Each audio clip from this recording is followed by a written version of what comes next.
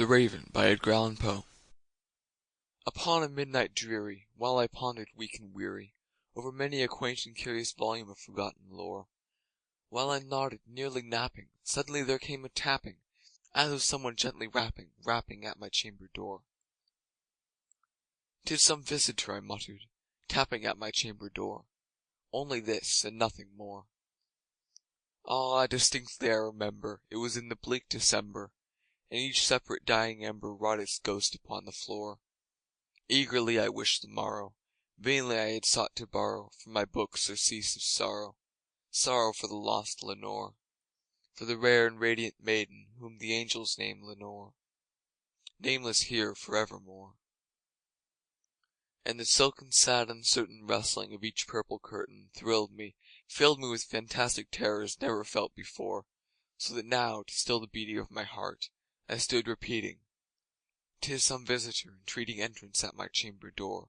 'Tis some late visitor entreating entrance at my chamber door. This it is, and nothing more." Presently my soul grew stronger, hesitating then no longer. "Sir," said I, "or Madam, truly your forgiveness I implore, but the fact is, I was napping, and so gently you came rapping, and so faintly you came tapping at my chamber door, that I scarce was sure I heard you.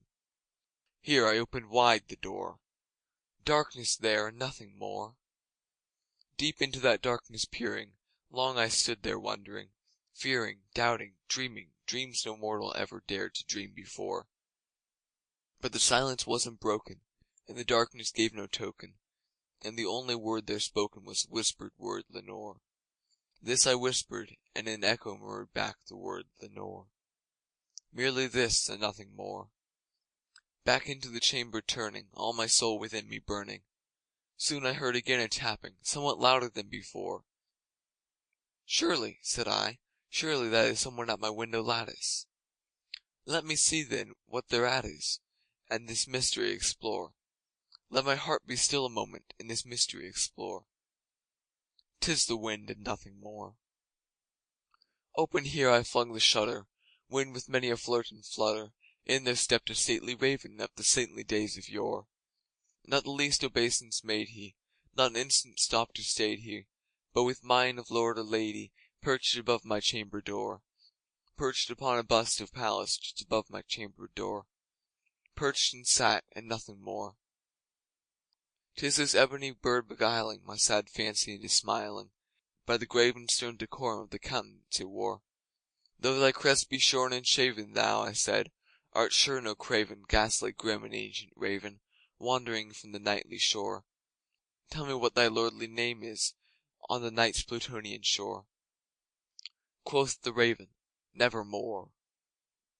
Much I marvelled this ungainly fowl, to hear a discourse so plainly thought.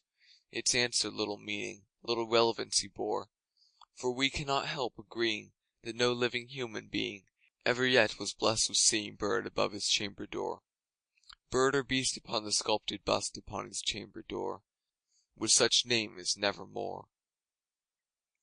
But the raven, sitting lonely on the placid bust, spoke only that one word, as if his soul in that one word he did outpour. Nothing farther than he uttered, not a feather than he fluttered, till I scarcely more than muttered, "Other friends have flown before. On the morrow he will leave me, as my hopes have flown before."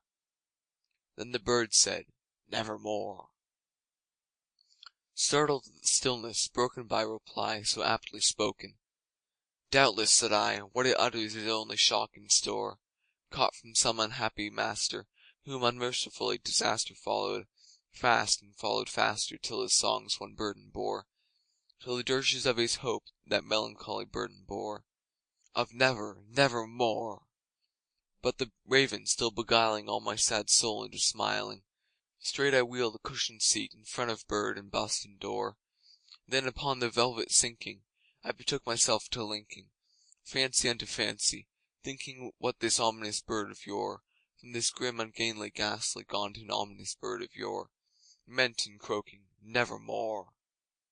This I sat engaged in guessing, but no syllable expressing to the fowl whose fiery eyes now burned into my bosom's core.